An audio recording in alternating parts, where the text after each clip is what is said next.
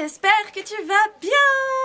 Et j'ai le grand plaisir aujourd'hui de te présenter ma copine Sophie. Salut. Que je t'ai déjà introduit il y a une semaine. Et voilà. Sophie, pour ceux qui ne te connaissent pas, qui es-tu? Eh bien, je m'appelle Sophie, je suis étudiante en sophrologie depuis janvier. J'ai repris des études, j'ai repris des études après avoir travaillé pendant 10 ans dans une grande société où les valeurs qui étaient à l'intérieur de cette société s'éloignaient de plus en plus des miennes et où j'ai ressenti de plus en plus un mal-être qui a fait que j'ai été obligée d'aller vers qui je suis. Voilà. Oui, parce qu'en même temps que les valeurs de cette société s'éloignaient un petit peu de ta perception, parce que tu as travaillé dans cette société à la base, c'était quand même un métier de rêve pour toi. Oui. C'est ça, au début. Et puis progressivement, tu as fait quand même énormément de développement personnel du coup, pendant tout ce temps-là. Et tu t'es trouvée progressivement. Exactement. Et c'était plus du tout en accord. Ouais. Et donc là, janvier, ça fait pas longtemps, tu as décidé de fermer cette porte. Ça demande quand même beaucoup de courage de prendre le recul nécessaire et d'accepter aussi le fait que ce rêve que tu avais dans ce premier métier n'allait pas se réaliser. Oui. Comment ça s'est passé? Alors, comment ça s'est passé? Comment dire? Tout d'abord, c'est quelque chose de très difficile en fait de devoir lâcher prise, laisser les choses aller, se rendre compte qu'on n'est plus au bon endroit, se rendre compte qu'on a besoin d'aller vers qui nous sommes et que, aux yeux des autres, on s'éloigne de la personne que l'on était pendant très longtemps. Et là fait partie d'une une grande difficulté. Une des grandes difficultés également, c'est d'arrêter de se mentir à soi-même et de se rendre compte qu'on est, qu'on évolue et que inévitablement on est obligé d'aller vers soi. Voilà. Oui, la prise de conscience tu t'es battue quand même longtemps avant d'accepter ça. Oui. Tu t'es battue longtemps. En fait, j'ai beaucoup... comment dire? Le problème, tout d'abord pour moi, le problème venait de moi. Parce que je suis quelqu'un qui se remet énormément en question. Ce qui est une force. C'est-à-dire que j'ai lu beaucoup de livres, j'ai fait de multiples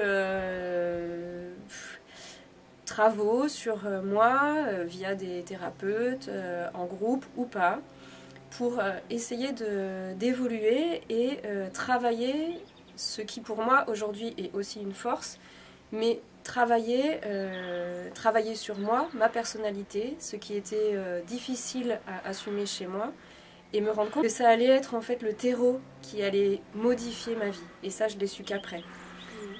Et au début, en fait, j'étais le problème dans cette société.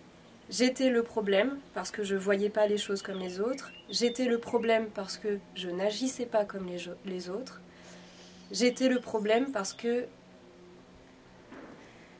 t'as essayé d'imposer toi au sein de cette société et donc d'imposer ta vision de ce rêve que tu avais, ta vision de ce travail et malheureusement, après t'être battue longuement, tu t'es rendu compte que tu n'avais pas l'influence nécessaire pour modifier tout ça.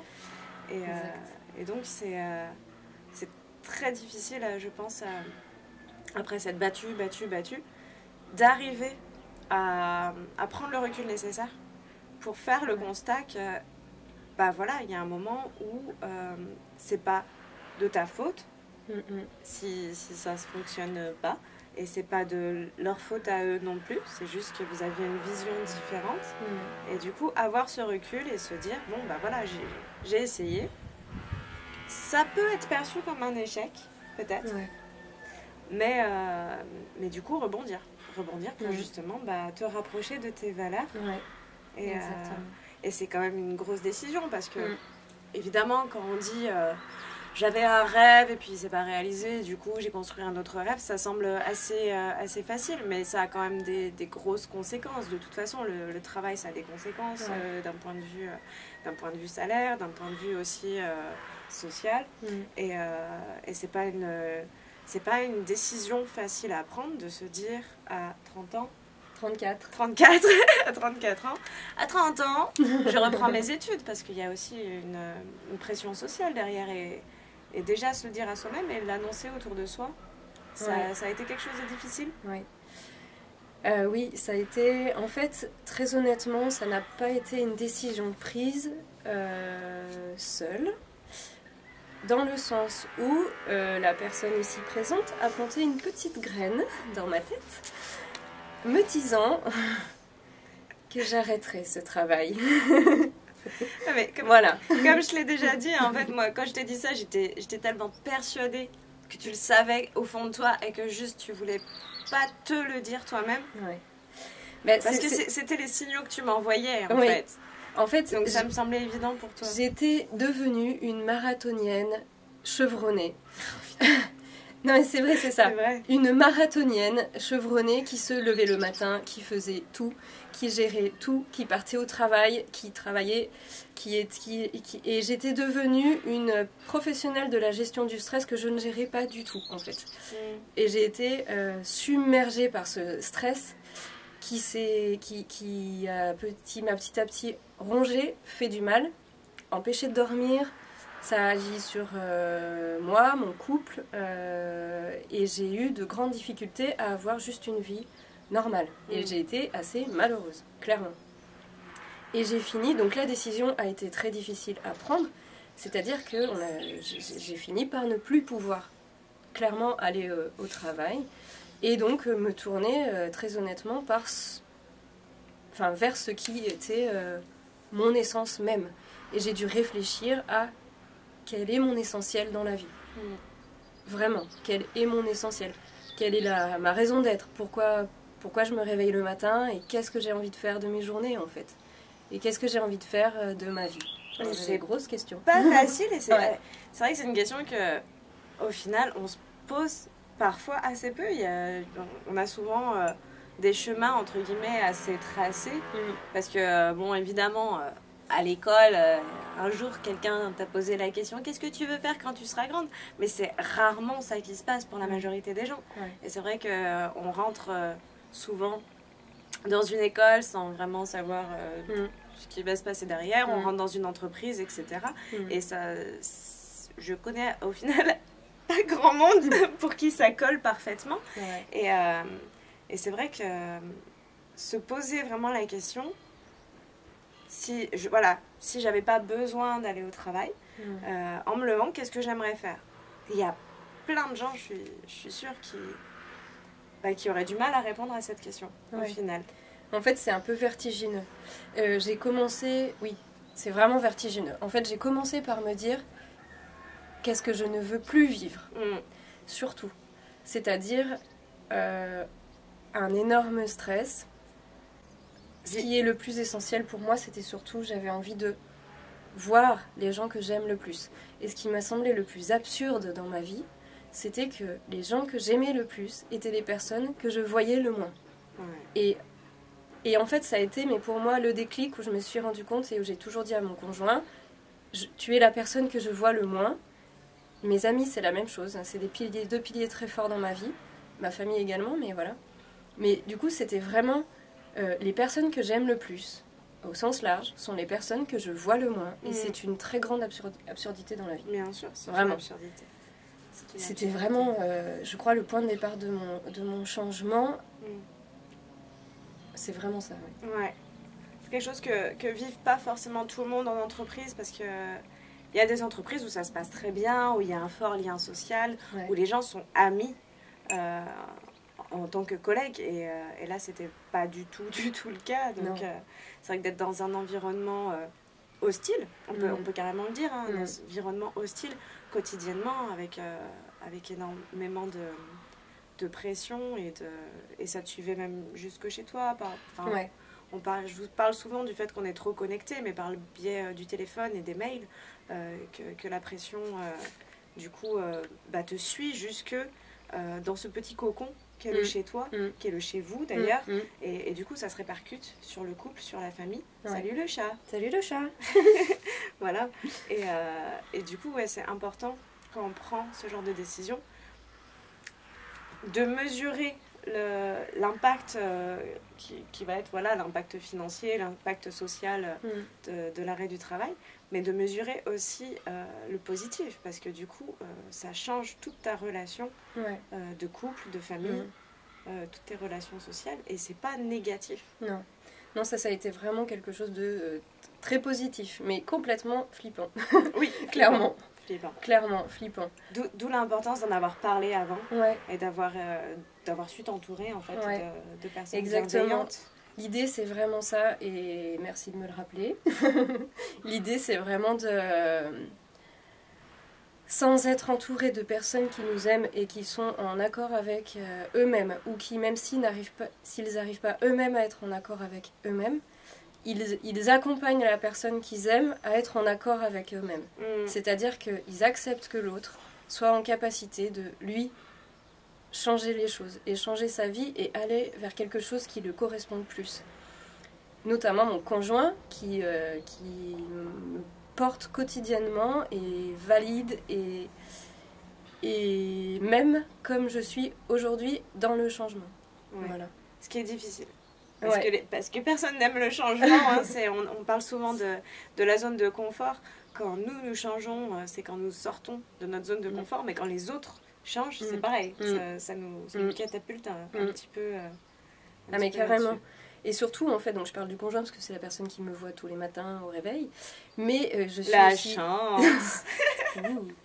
Non, j'ai aussi énormément de chance d'avoir des amis bienveillants. La personne ici présente, Bérénice, que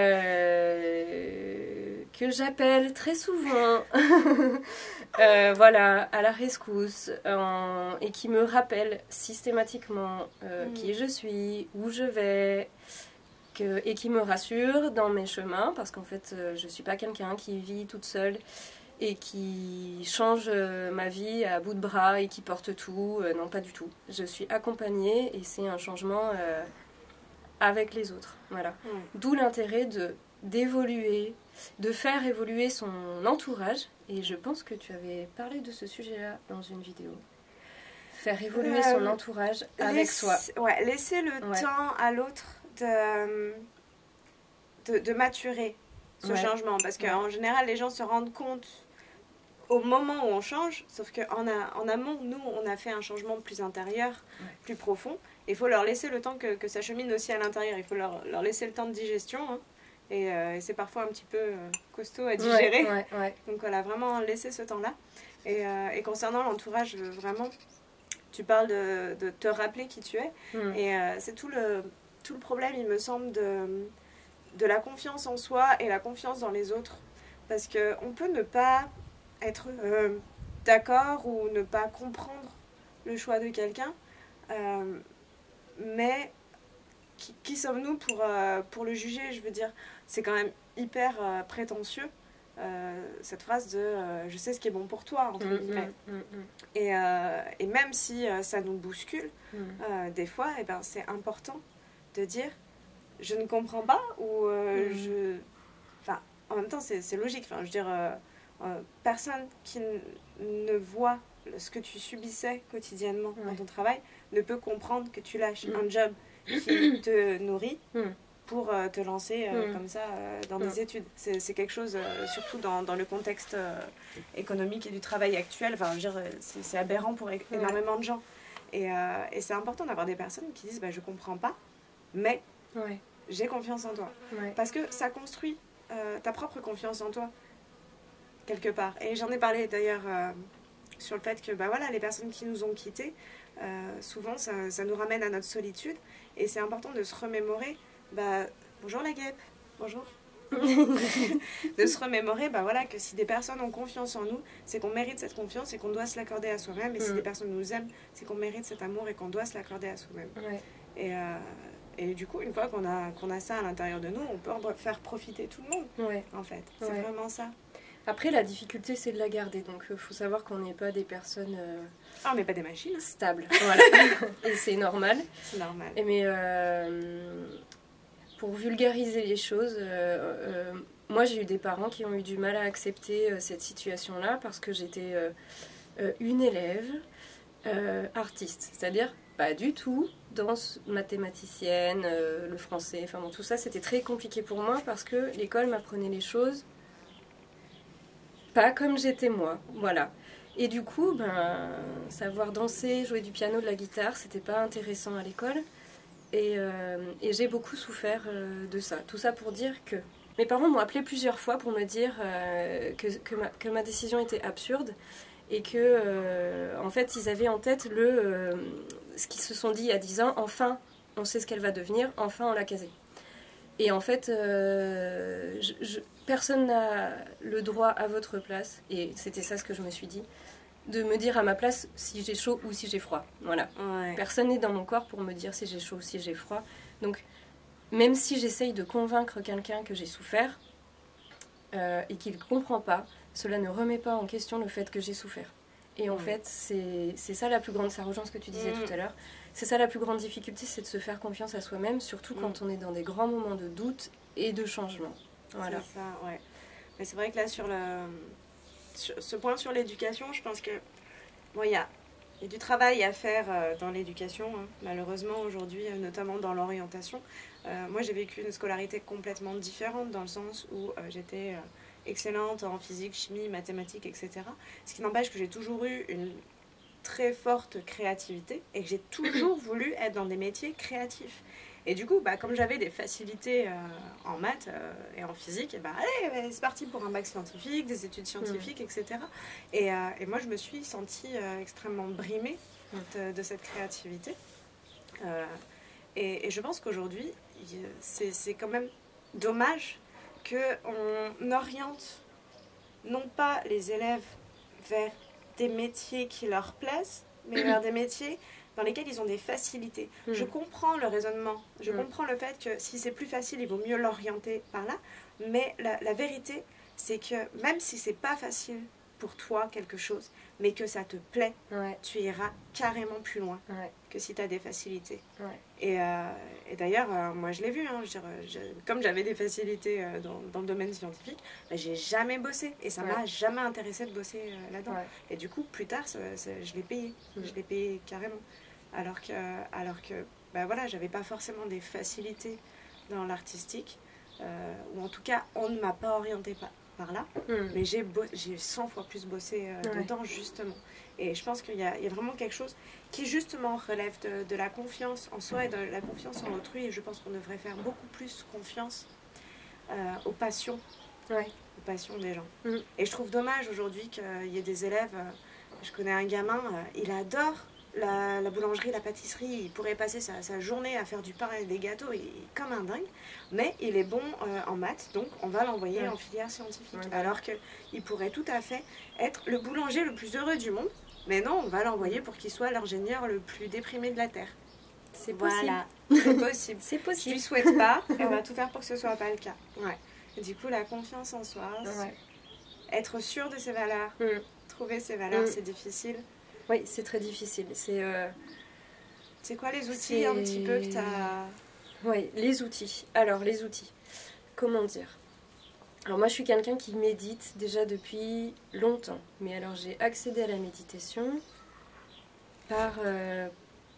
parce que j'avais des moments de vie très compliqués.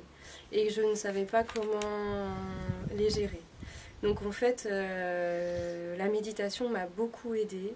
L'entourage... et des techniques que j'ai apprises en sophrologie, notamment la cohérence cardiaque. Et également, alors ça j'avais vu avant, mais c'est vivre en pleine conscience. Alors ça peut être des mots hyper barbares. Ouais, c'est ce que j'allais dire. On commence par un outil simple, accessible. Ouais, un outil simple. Enfin, grosso modo, on va faire hyper simple. C'est juste vivre là où on est. Voilà. Hein, la pleine conscience. Oui, la pleine conscience, mais ça peut être ça, mais même les autres. Mais oui, la pleine conscience. Et on peut vulgariser ça en disant, même si en fait, même les méditants les plus chevronnés, dans les périodes de vie les plus difficiles, des fois, n'arrivent pas à méditer. Donc en fait, pour simplifier les choses, écoutez juste des fois sa respiration. Alors écouter sa respiration, ça veut dire à des moments complètement improbables de la journée, c'est-à-dire en se brossant les dents, ou dans la voiture, ou... pas les deux en même temps. C'est compliqué. C'est compliqué. Ou éventuellement, enfin voilà, improbable, n'importe quand. Juste au moment où on y pense, parce que des fois ça vient pas toujours à l'esprit, c'est d'écouter sa respiration et de se rendre compte si sa respiration, elle est serrée, elle est tout en haut, elle est ample, profonde ou pas. Et juste de se dire, j'écoute ma respiration. Ouais, de l'observer sans vouloir la contrôler. Voilà. En fait, le but de ça, c'est simplement d'apaiser le corps, qui est en lien direct avec l'esprit, et qui, lui, dans des moments de changement de vie, est comme si on avait 100 tiroirs dans la tête, et l'esprit, à ce moment-là, est pris à 99 tiroirs. C'est-à-dire qu'il reste un tiroir pour faire toutes les tâches qu'on a dans la vie, plus le travail. C'est-à-dire que ça marche pas. Ça marche pas. Donc, l'idée est de libérer des tiroirs, et la respiration et écouter son corps libère des tiroirs. Et ça se fait, parce que la respiration, c'est vraiment le moment présent. Moi, j'ai découvert la pleine conscience par le pouvoir du moment présent d'Eckhart Tolle. Et c'est ça, la respiration sera toujours le présent, parce qu'il n'y a pas une respiration, une inspiration qui soit pareille que la suivante. Et c'est vraiment... Du coup, quand tu l'écoutes, tu es obligé d'être là, maintenant. Et alors, pour simplifier encore plus les choses, ce serait vivre le moment présent, c'est-à-dire, quand on épluche des légumes, on épluche des légumes. Et c'est beau, et c'est très beau, on peut vraiment trouver de la beauté là-dedans. Ouais. On n'est pas en train de penser à la facture EDF qu'on n'a pas faite, à ce qu'on pourrait rajouter à la liste de courses, au fait que dans 5 minutes, il faut vite qu'on parte aller chercher les enfants à l'école. On épluche les légumes. Voilà. Et en fait, s'autoriser à faire les choses au moment où on les fait. Et vivre ce qu'on est en train de faire. Ouais. Alors ça paraît hyper absurde, mais en fait, par le corps, en fait, on libère quand même un peu l'esprit. Et on essaye de, du coup, un peu, petit à petit, faire cheminer les idées. L'idée, c'est de faire cheminer les idées. Ouais, de les laisser s'évacuer. Ouais. C'est quelque chose qu'on entend aussi beaucoup dans la méditation, que ce soit dans les lectures sur la méditation ou dans la méditation guidée. C'est vraiment, si une idée arrive, si une pensée arrive, il faut l'observer. Il ne faut pas essayer de s'en débarrasser, il ne faut pas essayer de la cacher, etc. Parce que voilà, la méditation, c'est pas le vide absolu. Non, pas du tout. Et c'est vraiment, voilà, la laisser passer, la regarder avec du recul, et elle va s'en aller aussi vite que ça. Mais le moment présent, moi, c'est marrant parce que c'est quelque chose que j'ai un peu redécouvert quotidiennement avec ma fille. Parce qu'un enfant, il est dans le moment présent. C'est-à-dire que quand il joue avec 3 cailloux, c'est magique pour lui et c'est maintenant. C'est pas... Et du coup, on peut vraiment, en se remettant dans le regard de l'enfant, moi, je pense particulièrement à ceux qui ont des enfants dans leur entourage, arrêtez-vous et mettez-vous à leur hauteur. Ils voient des choses sur lesquelles nous, on s'arrête pas ou peu, ou pas assez, carrément pas assez. Ouais, un enfant avant 6 ans à peu près, il ne sait pas trop ce qu'il a fait à l'école. Parce qu'en fait, c'est déjà avant. Et en fait, il est en train de faire autre chose au moment où on lui pose la question. Il est maintenant. Il est maintenant et Donc après, pour savoir ce qu'il a vraiment fait à l'école, il faut l'interroger autrement. Qu'est-ce qui l'a fait rire? Qu'est-ce qui lui a fait plaisir? Qu'est-ce qui a été difficile? Enfin bon, voilà. Mais donc, si on s'inspire de ce genre de choses, donc des enfants, c'est vraiment pour... l'idée de faire cheminer dans son esprit quelque chose qui paraît rétréci et fermé, qui s'appelle un problème dans le cerveau, qui est là dans les 99 tiroirs, et qui du coup l'idée est de lâcher et autour de ce problème, d'intégrer tout ce qu'il y a dans le paysage qui entoure ce problème, pour pouvoir lui laisser de l'espace et lui laisser la possibilité d'avancer, d'évoluer et de trouver une solution à ce problème. Voilà. Ça paraît hyper sérieux ce qu'on dit. C'est hyper sérieux. C'est hyper sérieux. Hyper sérieux. Une dernière question, parce que ça commence à faire une vidéo longue. Ça fait combien? Oh mais non, ça va, ça fait une demi-heure, tranquille. Une dernière question, du coup, Sophie. Avec tous les outils que tu as expérimentés et tout ce que tu as parcouru depuis déjà plus de 10 ans que tu travailles sur toi, pourquoi la sophrologie? Et déjà, c'est quoi la sophrologie? Oui, alors on va faire simple parce que ça fait déjà longtemps. Et si vous êtes encore là, c'est merci, c'est bien. Alors, pourquoi? Parce que j'ai été d'abord patiente en sophrologie et c'est d'une efficacité, pas d'une inefficacité, c'est d'une efficacité redoutable. Dans le sens où, pour moi, les images et la respiration combinées font énormément avancer mon esprit. Et c'est tout à fait la façon dont travaille la sophrologie. On passe par la respiration, le corps, pour travailler l'esprit. Et donc j'ai commencé en étant patiente et je me suis rendu compte que c'était quelque chose qui fonctionnait beaucoup chez moi et auquel j'adhérais énormément. Qui prend en compte une personne dans son entièreté, qui elle est, dans ce qu'elle a vécu, et qui vient proposer un problème et on vient pour l'aider. La sophrologie vient pour l'aider. Et la sophrologie, du coup j'en ai un peu parlé brièvement, c'est passer par le corps pour faire avancer l'esprit. C'est-à-dire qu'on met une personne de façon pratique en état de veille, sommeil. C'est un peu l'état qu'on a quand on va s'endormir et qui permet par des images et la détente. Et la respiration. Des images, pas qu'on montre, de la suggestion d'image. Ah oui, de la suggestion d'image. Donc la personne a les yeux fermés, qui permet d'agir sur l'inconscient. Voilà. Mais c'est la personne qui fait tout toute seule. Elle choisit l'image qu'elle veut mettre. Elle est juste suggérée par le sophrologue. Voilà. Ouais. Donc tu parles à nous de l'inconscient. Donc l'inconscient, je vous en ai déjà parlé quand j'ai présenté Sophie. Donc voilà, c'est celui qui est à l'intérieur de cet attelage qui est l'homme. Et du coup, voilà. Sophie, elle va nous apprendre plein de choses sur l'inconscient. Mais dans une prochaine vidéo. Oui. Et du coup, je vous dis à bientôt. À bientôt. Tiens, on fait des bisous maintenant à la fin. Oui.